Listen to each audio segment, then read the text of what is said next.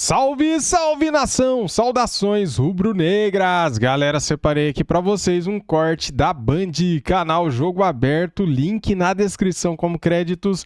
Peguei aqui um cortezinho deles falando sobre a vitória do Flamengo pra cima do Curitiba de virada, hein? Com golaço de Gerson. Vamos ver aqui as análises e comentários da Renata Fã e também do Denilson Show. Logo a seguir, temos um corte do Sport Center da ESPN Brasil falando também sobre a vitória do Flamengo. Quero pedir para você assistir o vídeo até o final para ajudar o nosso trabalho aqui. Deixa aquele like, se inscreva no nosso canal e ative o sininho. As imagens são da Band e também da ESPN Brasil. Links na descrição como créditos. Galera, tá tendo muitos jogos pelo mundo afora, cara. Tem campeonato inglês, espanhol. Temos também hoje jogo de campeonato brasileiro. Vamos aqui pro vídeo da Renata Fã. Simbora, fala aí, Renata.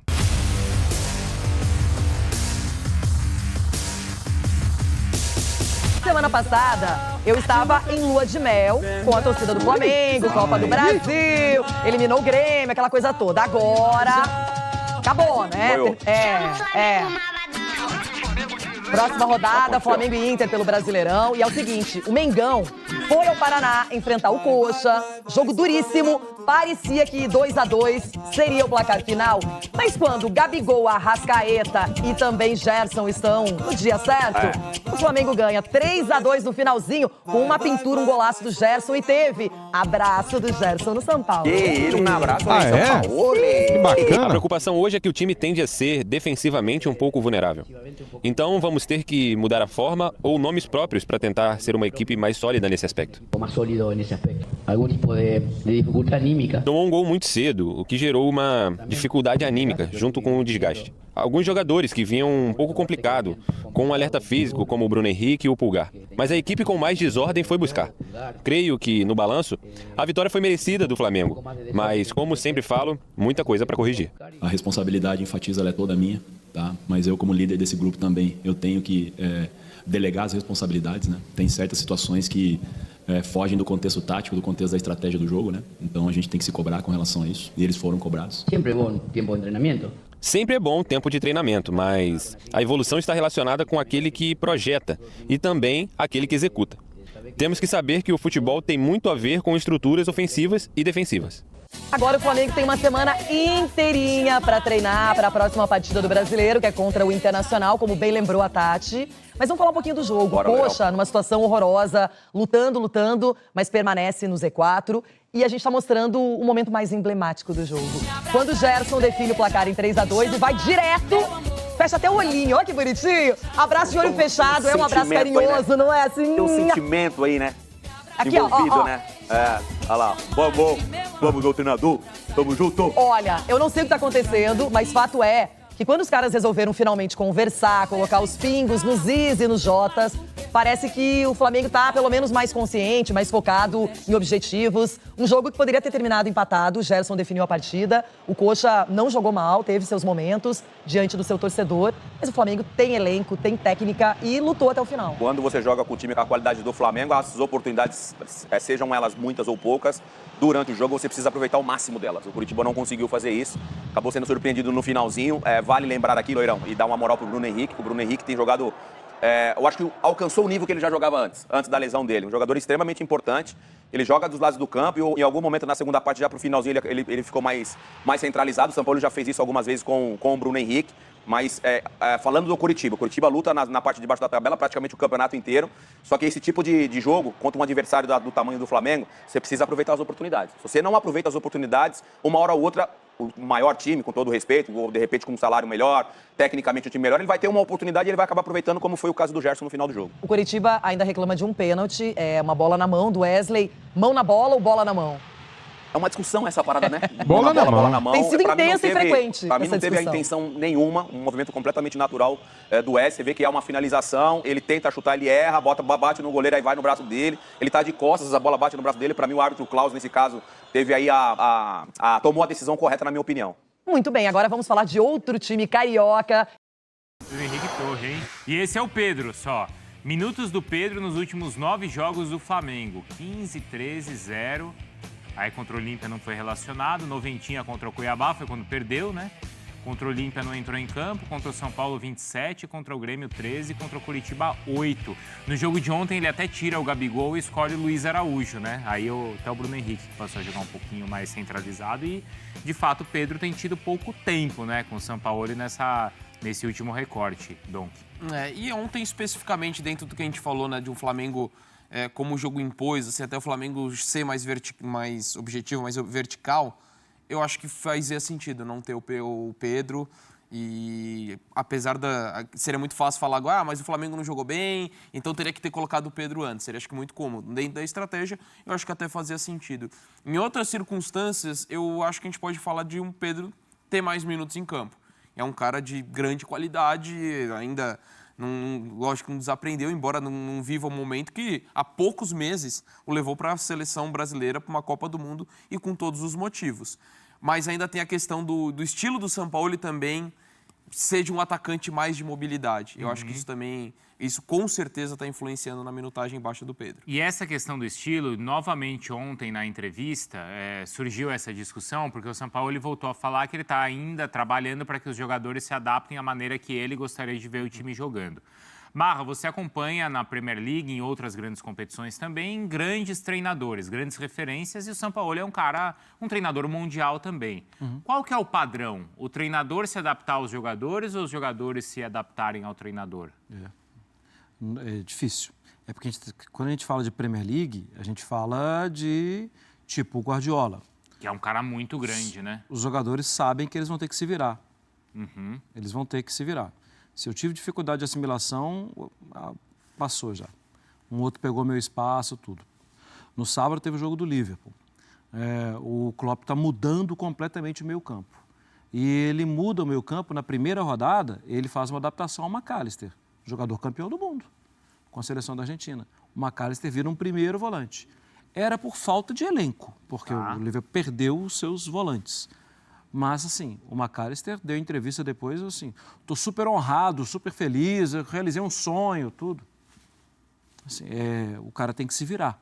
E quando a gente vai tentando captar a sua mensagem para a pergunta, por mais que eu entenda que o Sampaoli tem uma ideia, tudo, o Pedro já sabe. Ele também tem que se virar. Ele vai ser ponta, vai sair correndo. Não. Ele vai ter que entrar dentro de uma rotação que o treino vai mostrar para o Sampaoli. Opa, eu estou mais rápido aqui, estou mais agitado, eu estou participando um pouco mais.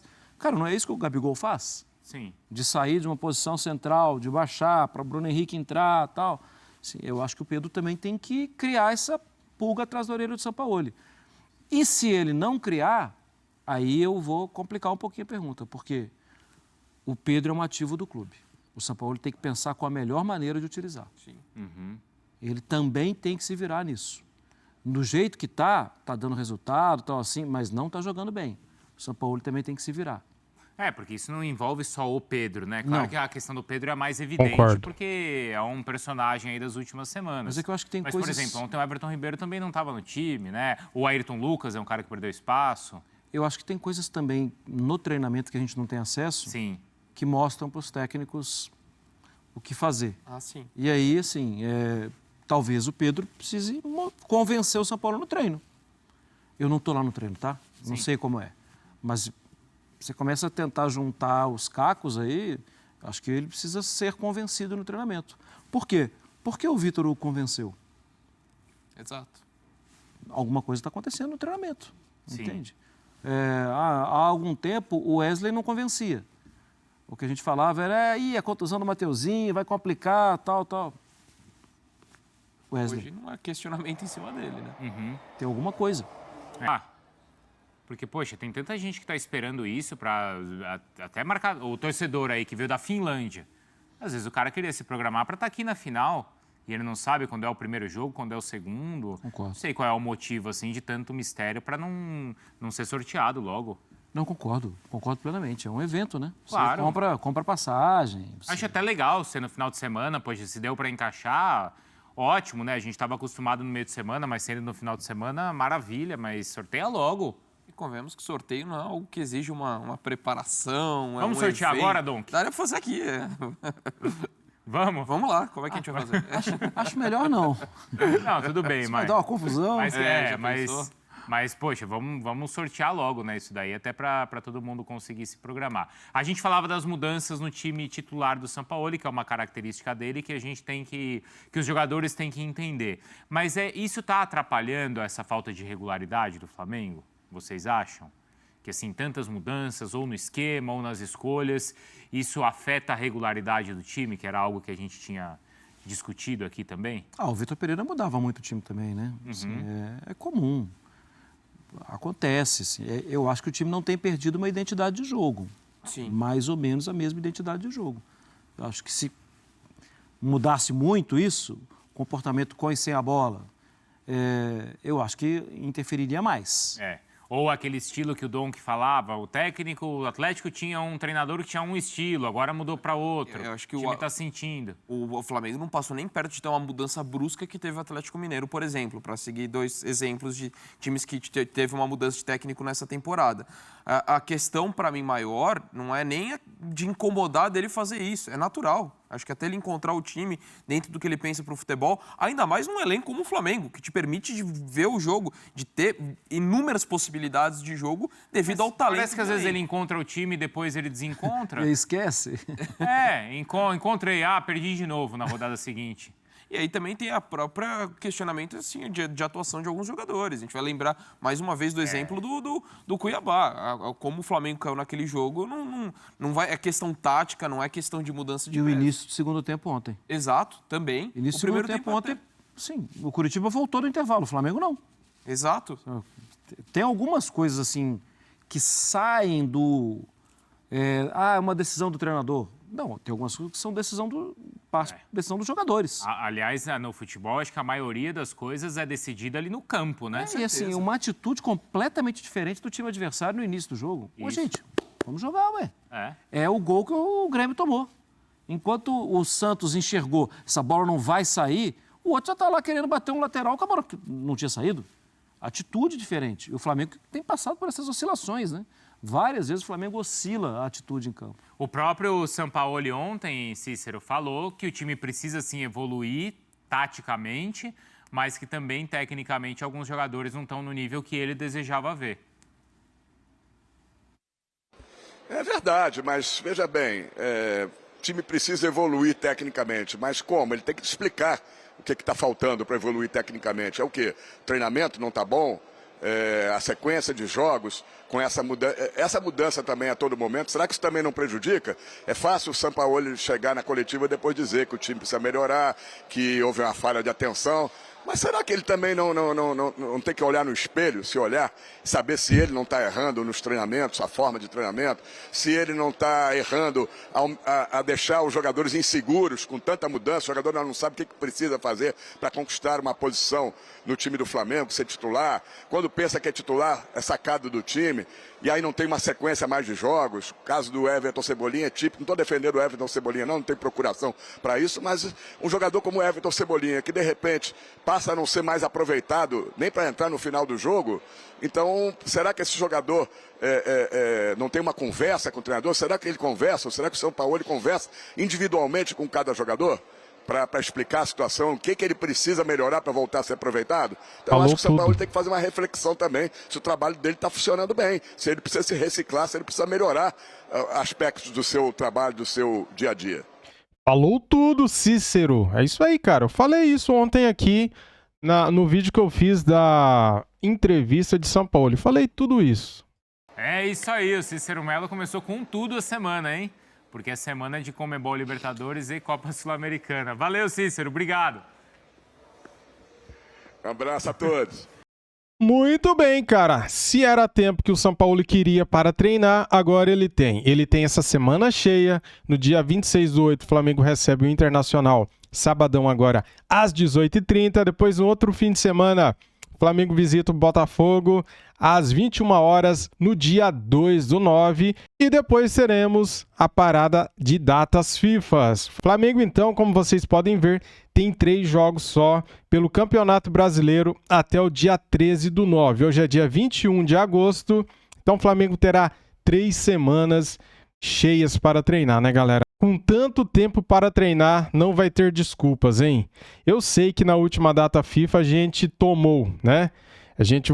O Flamengo teve 10, 11 dias para treinar e tomou aquela cacetada do Bragantino. Vamos ver o que vai acontecer. Meu Deus do céu. Ajuda a gente. Pelo amor de Deus. Flamengo. Esses jogadores, cara, que andam em campo, não dá para entender. Ninguém consegue decifrar o Flamengo. Ninguém consegue entender o que acontece. Por exemplo, ontem o Flamengo fez um bom primeiro tempo e um péssimo segundo tempo. O Flamengo venceu graças ao golaço do Gerson, né? Só que o futebol apresentado no segundo tempo foi pífio, bem patético, muito ruim. Beleza, galera? É isso! Antes de sair do vídeo, quero te pedir, deixe o like, se inscreva aqui no nosso canal e ative o sininho, tá bom? Saudações rubro-negras! Fui!